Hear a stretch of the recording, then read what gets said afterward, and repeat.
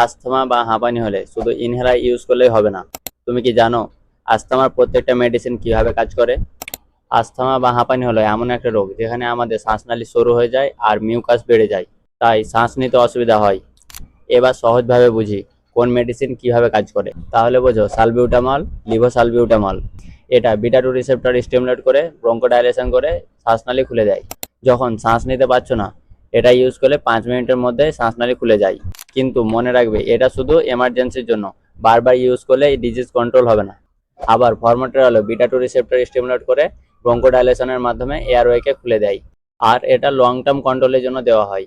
Always steroid যেমন বুটেসোনাইডের সঙ্গে use করতে হয়, সিঙ্গেল ইউজ ডেঞ্জারাস। এবার বোঝো ইপ্রাটোপিয়াম। এটি অ্যান্টিকোলিনার্জিক ব্রঙ্কোডাইলেটর। এটা মাসক্যারেনিক রিসেপ্টরকে ব্লক করে ব্রঙ্কোকনস্ট্রিকশন কমায়। এটা সিভিয়ার অ্যাটাক, সিওপিডি এসবে বেশি ইউজ হয়। ভিডিওটা ভালো লাগলে ফলো করতে ভুলো না। আর এর নেক্সটে কোন টপিকে ভিডিও চাও সেটা কমেন্টে জানাও।